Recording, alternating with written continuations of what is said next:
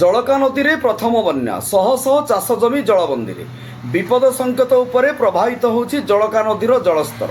ନଦୀର ମଥାନୀଠାରେ ବିପଦ ସଂକେତ 5.50 ମିଟର ରହିଥିବା ବେଳେ ସକାଳ 7ଟା ସୁଦ୍ଧା ଜଳସ୍ତର ବୃଦ୍ଧି ପାଇ 6.26 ମିଟରରେ ପ୍ରଭାବିତ ହେଉଛି। ବନ୍ୟା ଆଶଙ୍କା ଥିବାରୁ ଭୟଭୀତ ନଦୀକୂଳିଆ ଗ୍ରାମବାସୀ ନଦୀକୂଳରେ ଥିବା ଗାଁ ମେଳକ, ତାପଣ୍ଡା, ପେଗରପଡ଼ା, ଧଳାସାହି, ମଥାନୀ, ଶିବଗଡ଼ିଆ, ଲକ୍ଷ୍ମଣପଡ଼ା, ସାନଖୁଡ଼ି ବାସିନ୍ଦା ମନରେ ଭୟର ବାତାବରଣ ସୃଷ୍ଟି ହୋଇଛି। ବନ୍ୟା ଜଳ ବାହାରଦା, କୁଡ଼ିଆ, ଜମାଳପୁର, ବେଗୁନିଆ, ଧାନହଣ୍ଡା, ଚକୁରାଇ ସମେତ ବସ୍ତା ଅଞ୍ଚଳର ଶହ ଶହ ହେକ୍ଟର ଚାଷ ଜମି ଜଳମଗ୍ନ ହୋଇଛି।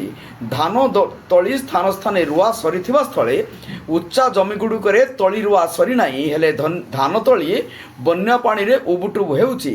ଲଘୁଚାପ ଜନିତ ଲଗଣା ବର୍ଷା କାରଣରୁ 3 ଦିନ ଧରି ଜଳକା ନଦୀର ଉପରମୁଣ୍ଡରେ ରାଜଗୋବିନ୍ଦପୁର, ଶୁଳିଆପଦା, ମୋରଡ଼ା, ଚିତ୍ରଡ଼ା ଅଞ୍ଚଳରେ ପ୍ରବଳ ବର୍ଷା ହେବା ଫଳରେ ନଦୀର ତଳ ଅଞ୍ଚଳ ବସ୍ତାରେ ମଧ୍ୟ ଗତକାଲି ପ୍ରବଳ ବର୍ଷା ହୋଇଛି, ଯାହାଫଳରେ ଜଳକା ନଦୀର ଜଳସ୍ତର ବୃଦ୍ଧି ପାଇଛି। ଜଳସ୍ତର ବୃଦ୍ଧି ପାଉଥିବାରୁ ବନ୍ୟା ଆଶଙ୍କା ଦେଖାଦେଇଛି।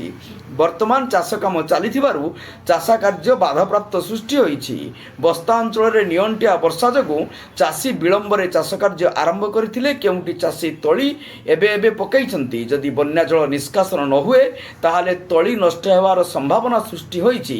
ଯଦି ବନ୍ୟା ଜଳ ଅଧିକ ହୁଏ ତାହେଲେ ବସ୍ତା ବ୍ଲକର 8ଟି ଏବଂ ସଦର ବ୍ଲକର 2ଟି ପଞ୍ଚାୟତ ପ୍ରଭାବିତ ହେବାର ସମ୍ଭାବନା ରହିଛି।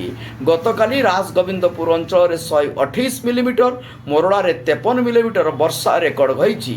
ପାଣିପାଗ ବିଭାଗ ଯାହା ପାଇଁ ଜଳସ୍ତର ବୃଦ୍ଧି ପାଉଛି ତାହା ଆଜି ସନ୍ଧ୍ୟାରେ ମଥାନୀଠାରେ ଜଳସ୍ତର ଅପରାହ୍ନ 3ଟା ସୁଦ୍ଧା 5ଟା ପର୍ଯ୍ୟନ୍ତ ସ୍ଥିର ରହିଥିବା ବେଳେ 6.32 ପଏଣ୍ଟରେ ପ୍ରଭାବିତ ହେଉଛି। ତେବେ ଉପରମୁଣ୍ଡର ବର୍ଷା ହେଲେ ଜଳସ୍ତର ହ୍ରାସ ପାଇବ ବୋଲି ଇରିଗେସନ ନିର୍ବାହୀ କନିଷ୍ଠ ଯନ୍ତ୍ରୀ ଇଞ୍ଜିନିୟର ମହେଶ୍ୱର ସିଂ ପ୍ରକାଶ କରିଛନ୍ତି। ବସ୍ତାରୁ ଶିରିଷ ମହାନ୍ତିଙ୍କ ରିପୋର୍ଟ, ଜନତା ଏକ୍ସପ୍ରେସ।